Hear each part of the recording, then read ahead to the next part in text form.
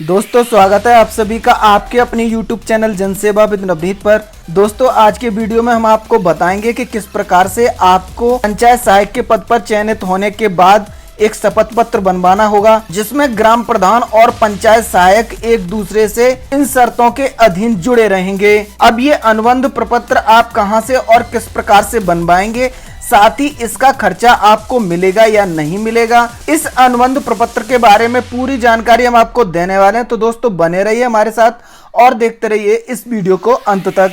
छोटा सा आग्रह हमेशा की तरह आपसे करना चाहेंगे, चैनल पर नए हैं तो चैनल को सब्सक्राइब कर लीजिए। जानकारी अगर आपको अच्छी लगे तो वीडियो को लाइक और शेयर कर दीजिए। दोस्तों जैसा कि आपको पता है, ग्राम पंचायत सहायकों की नियुक्ति पूरे प्रदेश में की जा रही है, जिसमें 58,189 पद हैं। प्रक्रिया लगभग संपन्न हो चुकी है। अब इसके बाद ग्राम प्रधान और पंचायत सहायक के बीच में एक अनुबंध कराया जाएगा, जिन शर्तों के आधार पर ग्राम प्रधान और पंचायत सहायक एक दूसरे से जुड़े रहेंगे। दोस्तों देख लीजिए, यहाँ पर आपके सामने अनुबंध का प्रारूप है, इसी को आपको बनवाना पड़ेगा। यहाँ देखिए बताया गया है, ग्राम पंचायत द्वारा चयनित पंचायत सहायक, अकाउंटेंट कम डाटा एंट्री ऑपरेटर एवं ग्राम प्रधान के मध्य अनुबंध हेतु अनुबंध पत्र का प्रारूप। देख सकते हैं दोस्तों, इस प्रकार का आपको अनुबंध देना पड़ेगा।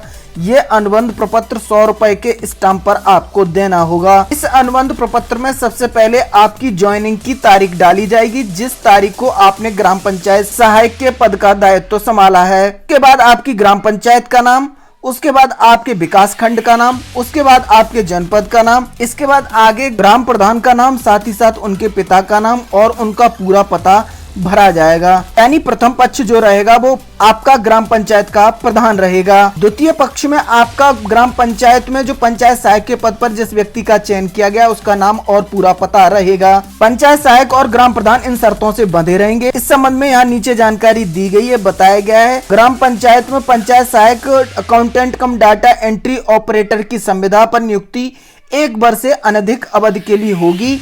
यह संविदा की दिनांक से प्रारंभ होकर के इस तारीख तक चलेगी। यानी कि स्पष्ट तौर से आपको बता दें, आपकी नियुक्ति केवल 1 वर्ष के लिए की जाएगी। संविदा पर नियुक्ति के बाद पंचायत सहायक को 6,000 रुपए मानदेय दिया जाएगा। ये शर्त आपको स्वीकार करनी होगी, आप बाद में मानदेय वृद्धि के लिए दबाव नहीं बना सकते। साथ ही तीसरी शर्त के अंतर्गत आपको बताया जाएगा कि इस तारीख को आपकी संविदा तिथि समाप्त होने के बाद यह संविदा स्वयं ही निष्प्रभावी मानी जाएगी।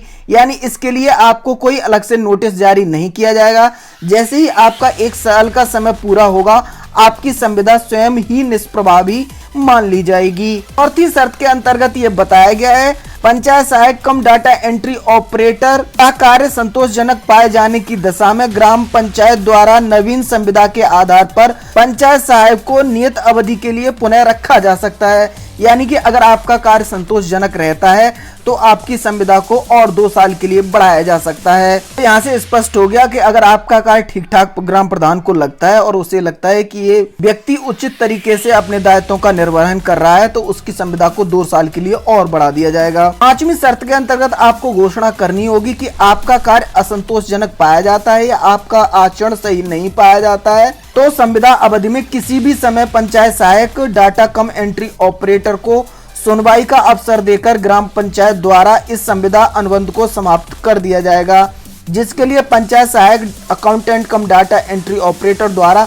कोई आपत्ति नहीं की जाएगी। यानी यहाँ से अगर ग्राम प्रधान को लगता है कि आप सही रूप से कार्य नहीं कर पा रहे हैं, तो आपको कभी भी पंचायत सहायक के पद से हटाया जा सकता है। आप ग्राम पंचायत का निर्णय मानने के लिए बाध्य होंगे। साथ ही साथ इसके लिए आपको कोई आपत्ति नहीं करनी होगी, केवल आपको एक मौका मिलेगा, आप अपनी बात को रख सकते हैं। इसके बाद अगले नियम में एक घोषणा आपको करनी होगी कि ग्राम पंचायत की किसी भी संपत्ति को अगर आपकी वजह से क्षति पहुंचती है या किसी अन्य कृत्य से वित्तीय क्षति पहुंचती है, तो इस क्षति की प्रतिपूर्ति पंचायत सहायक अकाउंटेंट कम डाटा एंट्री ऑपरेटर द्वारा की जाएगी। इस निमित्त पंचायत सहायक के द्वारा एक क्षतिपूर्ति बंध पत्र निष्पादित किया जाएगा। ये पंचायत सहायकों के लिए बड़ा कठिन नियम है। यानी कि आपकी ग्राम पंचायत में सचिवालय में किसी भी प्रकार का नुकसान आपकी वजह से अगर होता है तो उसकी भरपाई आपको करनी पड़ेगी। कंप्यूटर आप लोग चलाइएगा, पंखा की हवा में भी बैठिएगा, लेकिन ध्यान रखिए अगर किसी प्रकार का नुकसान कंप्यूटर में होता है, आपकी आपकी वजह से, तो आपसे ही उसकी भरपाई की जाएगी। 7वें नियम में ये बताया गया है किसी प्रकार का वाद विवाद उत्पन्न होने की दशा में ग्राम पंचायत का निर्णय ही सर्वमान्य होगा, यानी पंचायत सहायक की बिल्कुल भी नहीं सुनी जाएगी। 8वें नियम में यह बताया गया है कि जो अनुबंध प्रपत्र आपको बनवाना पड़ेगा, ये शपथ पत्र जो आपको बनवाना पड़ेगा, इसके लिए आपको किसी प्रकार का शुल्क नहीं दिया जाएगा। 1 भी रुपया आपको मिलने वाला नहीं है, आपको अपनी जेब से पैसे खर्च करने पड़ेंगे। उसके बाद आपको ये अनुबंध प्रपत्र बनवाना पड़ेगा। इसके बाद एक बार फिर से आपको अपना नाम और अपने पिता का नाम डालना है। साथ ही साथ जिस तारीख को आपकी ज्वाइनिंग हो रही है उस तारीख को डालने के बाद प्रथम पक्ष और द्वितीय पक्ष से 2-2 गवाह लिए जाएंगे, यानी ग्राम प्रधान की तरफ से 2 गवाहों के हस्ताक्षर कराए जाएंगे, वहीं पंचायत सहायक की तरफ से भी 2 गवाहों के हस्ताक्षर कराए जाएंगे। उसके बाद ये अनुबंध प्रपत्र आपका पूरा माना जाएगा। प्रथम पक्ष में ग्राम प्रधान को अपना नाम डालना है, साथ ही अपनी मोहर लगानी है और अपने हस्ताक्षर करने हैं। नीचे अपनी ग्राम पंचायत का नाम, विकासखंड और जनपद को डालना होगा। द्वितीय पक्ष में पंचायत सहायक रहेगा, जिसको भी यहाँ पर अपना पूरा पता भरना पड़ेगा। यही बात करें गवाहों की, तो गवाहों से उनका नाम, उनके पिता का नाम और कहाँ के रहने वाले हैं, किस तिथि को ये अनुबंध कराया जा रहा है, उस तारीख को डालना होगा। एक बार पुनः आपको बता दें, 2 गवाह ग्राम प्रधान की तरफ से, साथ ही साथ 2 गवाह पंचायत सहायक की तरफ से इस अनुबंध प्रपत्र पर हस्ताक्षर करेंगे और उनकी पूरी जानकारी यहाँ पर भरी जाएगी। उम्मीद है जानकारी आपको समझ में आ रही होगी। दोस्तों, जानकारी अगर आपको समझ में आ रही है तो वीडियो को लाइक और शेयर जरूर कर दिया करिए।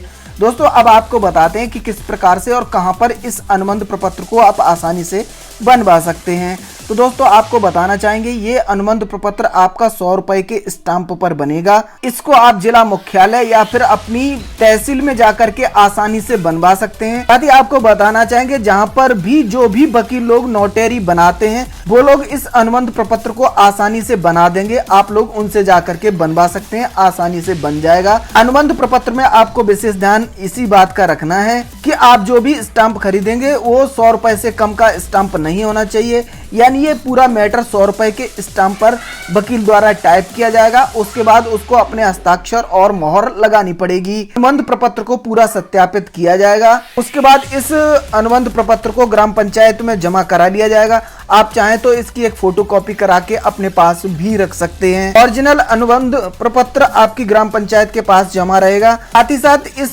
शपथ पत्र में जो भी आप घोषणा करेंगे उन घोषणाओं को आप मानने के लिए बाध्य रहेंगे। आप इन घोषणाओं के खिलाफ कहीं भी अपील नहीं कर सकेंगे। साथ ही जितना भी खर्चा इस घोषणा पत्र को, शपथ पत्र को बनवाने के लिए आएगा, उसका पूरा खर्चा आपको वहन करना पड़ेगा। आपको किसी प्रकार का शुल्क ग्राम पंचायत के स्तर से नहीं दिया जाएगा। दोस्तों, देख लीजिए, आसानी से इस शपथ पत्र को आप लोग बनवा सकते हैं। बिल्कुल भी परेशान होने की आप लोगों को आवश्यकता नहीं है।